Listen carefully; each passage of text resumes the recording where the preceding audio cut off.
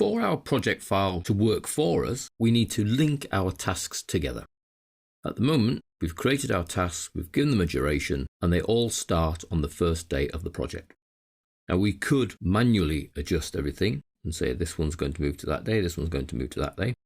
But it makes life easier to manage the project if you actually base your start and finish time on a relationship with a previous task. Now, the purpose of this particular exercise is to show you all the different methods of linking tasks, because there are a few. Well, there are 5 to be precise. So we'll look at all the methods, and then further down the line, we'll actually look at the different types of join. So for the moment, we're going to stick with the default. So method number 1 of linking 2 tasks together is to simply go into the Gantt chart, select the one task, so that's this move out old furniture. I'm going to click and hold on to the bar, and you can see I've got the bar. And I drag down until I get to the next task here. And you see, just as I get to that next task, there's a solid line and then a little link icon. And when I let go, those 2 tasks are then joined and the one moves to be after the other. So I could do the same again for this one, drag to that one, let go, and this one moves to be after that one. Grab hold of the next one, down to the next one, let go. So that's quite a quick way of joining tasks together. A second method would be to highlight the 2 tasks that you wish to link. So 5 and 6 are going to be joined together. And instead of dragging across, just highlight the pair of those, come up to the task ribbon, and you can see the little link icon there that actually was the same icon that appeared when you dragged and dropped. One click, and those 2 tasks then become related. One follows the other. Notice how there's a big jump over the weekend before the next task starts. So that's method number 2. The third method is to use this predecessors column. Now you'll have noticed that it started to populate itself with some numbers. Those numbers are the task ID of the task that precedes the current task. So if I'm in task 7, vacuum the cobwebs, and the task that I wish to have preceding me is task 6, I simply type 6 in the predecessors cell and then return to enter that. And we see that that task then jumps to be after its predecessor. So there's 3 methods: drag and drop, which I quite like, highlight 2 tasks and link them, or manually enter the predecessor's ID number. Fourth method is actually to go into the task information. So if I double click empty room milestones and look at the predecessors tab, in here I can either enter the ID, or in the task name section I can actually click a drop down and choose the predecessor task. The previous task to this milestone is actually vacuuming the cobwebs. Now you'll notice that the tasks in here are listed alphabetically.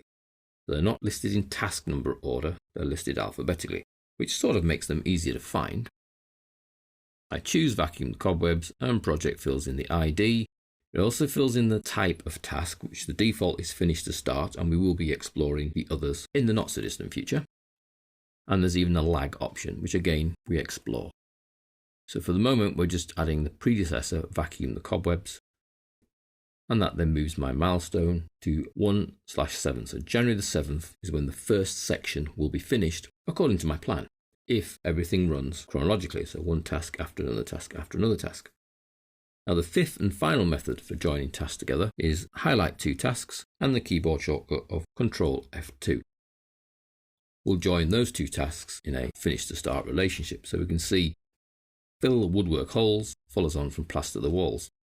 Now we need plaster the walls to actually not start until the first section is finished, so I need to link this to the milestone there, which I could do by the predecessor ID.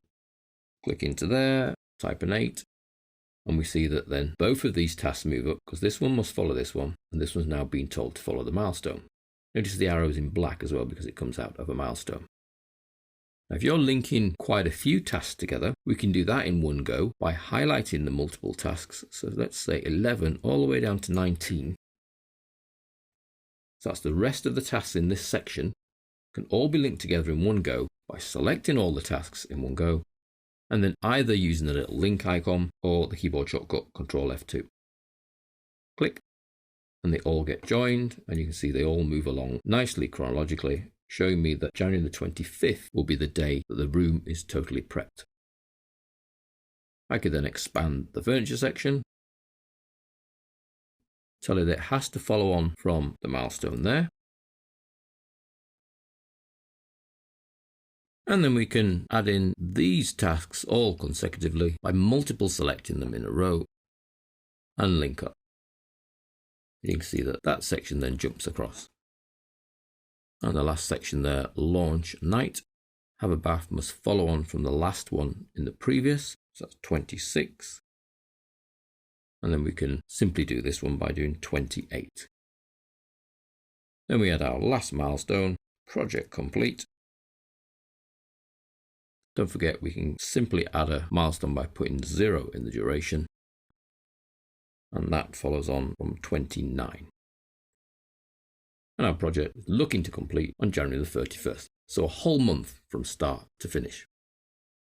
So those are the 5 mechanical methods of actually linking your tasks. Drag and drop.